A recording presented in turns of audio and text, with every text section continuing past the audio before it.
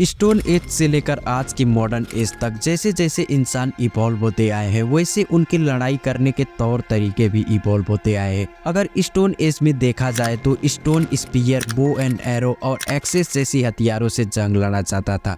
वहीं पर आज की मॉडर्न एज में फाइटर जेट्स, टैंक्स और सबमरीन, यहाँ तक की बात न्यूक्लियर मिसाइल्स तक पहुंच चुकी है।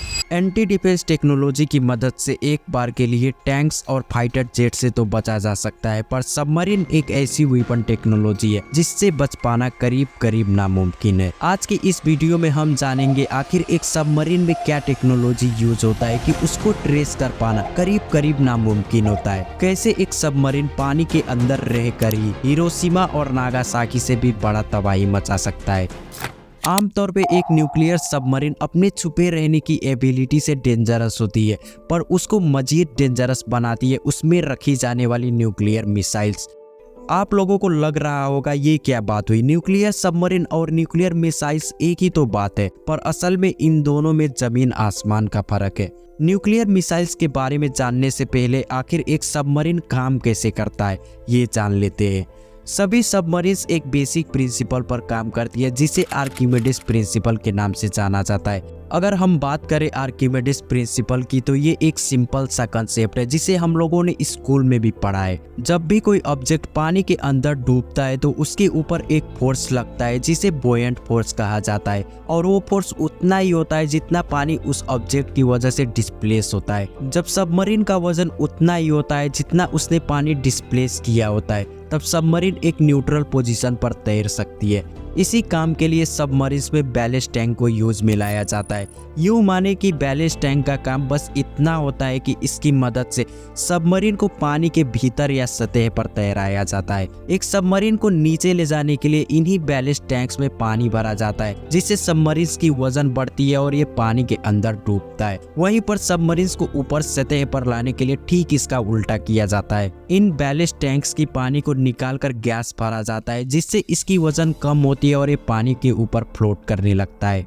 खैर, ये तो हो गई सबमरीन को पानी के अंदर और सतह पर लाने का प्रोसेस। अगर सबमरीन को पानी के अंदर अपना डायरेक्शन चेंज करना हो तो उसके लिए ठीक बोट्स और प्लेन्स की तरह रडार लगाए जाते हैं जिसकी मदद से सबमरीन राइट या लेफ्ट मुड़ सकती है। इसके बाद आगे पीछे जाने के लिए यूज किया जाता है प्रोपेलर का, जो कि बिना कोई शोर मचाए अपना काम करती रहती है। बेसिकली सबमरीन्स दो तरह के होते हैं, एक तो रिसर्च और टूरिज्म में यूज की जाने वाली जो कि साइज में छोटे और कम पावरफुल होते हैं। अगर इसका एक एग्जांपल देखा जाए तो ये टाइटन सबमरीन है जो कि 2023 में एक हादसे का शिकार हुआ था। पर आज की इस वीडियो में हम बात कर रहे हैं मिलिट्री ग्रेड सबमरीन की, जो कि निहायती पावरफुल और दुनिया खत्म करने की ताकत रखता है। ये सबमरीन समुद्र में करीब 1500 मीटर तक की गहराई में जा सकता है। आसान भाषा में कहा जाए तो ये गहराई उतना ही बनता है जितना हाइट दो बुर्ज खलीफा को एक दूसरे के ऊपर रखने पर बनेगा। इसी वजह से समुद्र की सतह से सबमरीन को ट्रैक कर पाना करीब करीब नामुमकिन होता है।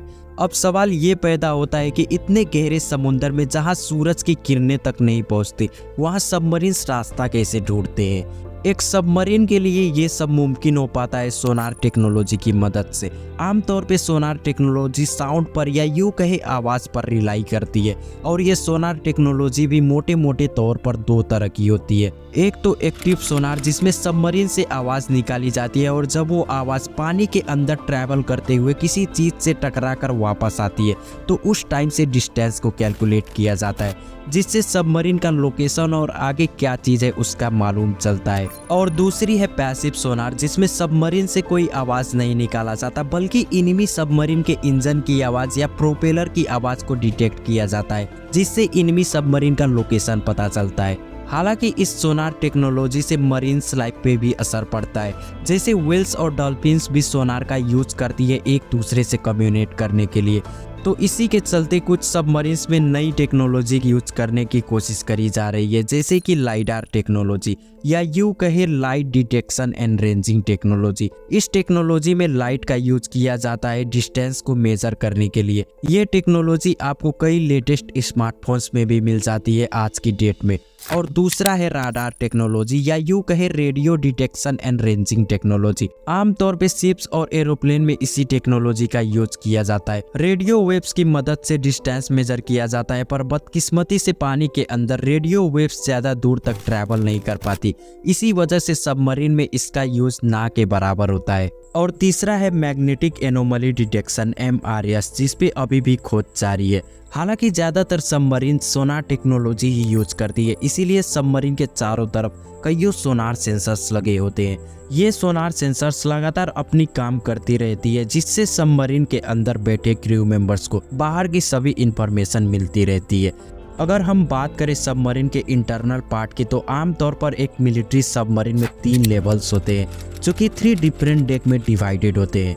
जहां पर सबसे ऊपर के डेक में नज़र डालें तो इसमें टॉर्पीडोज या यूं कहे हथियार रखे जाते हैं। सबसे नीचे वाले डेक में बैटरी रखी जाती है, जिससे सबमरीन को पावर मिलती है। और बीच के डेक में डीजल इंजन होती है, मोटर रूम और कंट्रोल सेंटर, जिसे नर्व सेंटर भी कहा जाता है। कंट्रोल टावर के ऊपर दिख रही पार्ट को कोनिंग टावर कहा जाता है, जिसे सबमरीन का अटैक सेंटर माना जाता है। इस पार्ट में बहुत से इक्विपमेंट है, जैसे सर्वेलेंस पेरिस्कोप, जिससे आगे की तरफ देखा जाता है।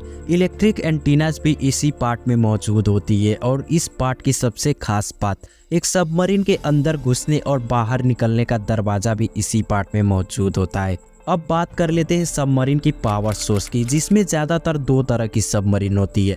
एक तो कन्वेंशनल सबमरीन और दूसरा न्यूक्लियर सबमरीन। कन्वेंशनल सबमरीन में इलेक्ट्रिक गाड़ियाँ जैसे टेस्ला में यूज होने वाली बैटरी का यूज किया जाता है, जिसे टाइम टू टाइम रिचार्ज करते रहना पड़ता है। इन बैटरियों को चार्ज करने के लिए सबमरीन में डीजल इंजन्स भी लगे होते हैं, लेकिन एक डीजल इंजन को चलाने के लिए ऑक्सीजन की ज़रूरत पड़ती है, जो कि समुद्र के गहरे पानी में मौजूद नहीं होती। इसीलिए एक बैटरी पर रिलाई करने वाले सबमरीन्स को बैटरी चार्ज करने के लिए हर एक 48 घंटों में समुद्र की सतह पर आना पड़ता है, जिससे एक सबमरीन की बाहरी दुनिया से छुपे रहने की ताकत कम हो जाती है। वहीं पे न्यूक्लियर सबमरीन्स के साथ ऐसी प्रॉब्लम्स नहीं होती। न्यूक्लियर सबमरीन्स पावर जनरेट करने के लिए डीजल इंजन की जगह न्यूक्लियर रिएक्टर का यूज करती है। इस न्यूक्लियर रिएक्टर की मदद से एक सबमरीन महीनों तक पानी के अंदर रह सकती है बिना सतह पे आए। ये बात एक न्यूक्लियर सबमरीन को महीनों तक पानी के अंदर छुपे रहने की ताकत देती है और इसे मजीद डेंजरस बनाती है। लेकिन इसके भी कुछ लिमिटेशंस है। सबमरीन के अंदर रहने वाली क्रू मेंबर्स को राशन पानी की ज़रूरत तो पड़ती है। इस वजह से एक बार में एक सबमरीन उतने ही देर तक अंदर रह सकती है जितना उसके क्रू के पास राशन होता है। इसीलिए एक न्यूक्लियर सबमरीन 3 से 4 महीनों तक समुद्र के अंदर रहती है और राशन लेने और क्रू मेंबर्स की शिफ्ट चेंज करने के दौरान ही बाहर आती है। अगर हम बात करें सबमरीन्स की क्रू मेंबर्स की, तो ये सबमरीन की साइज पर डिपेंड करता है। हालांकि सभी कंट्रीज ये बात कॉन्फिडेंशियल रखती है, पर अंदाजन एक सबमरीन के अंदर 50 से 80 क्रू मेंबर्स होते हैं। वहीं पर न्यूक्लियर सबमरीन की साइज बड़ी होती है, तो इसमें तकरीबन 80 से लेकर 100 क्रू मेंबर्स होते हैं। अब आते हैं असली मुद्दे पे, आखिर एक न्यूक्लियर सबमरीन इतना डेंजरस क्यों होता है?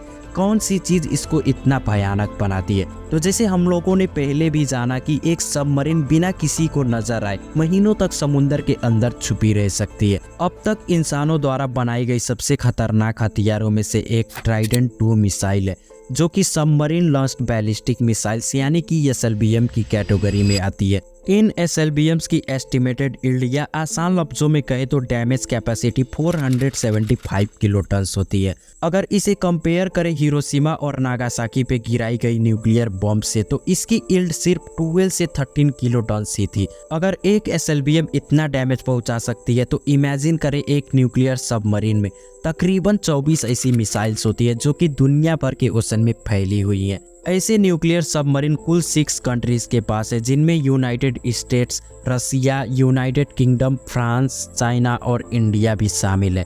एक कंट्री ऐसे सबमरीन अपनी डिफेंस के लिए रखती है, पर सच बात तो ये है कि एक कंट्री खुद को पावरफुल दिखाने के लिए ये सब करती है।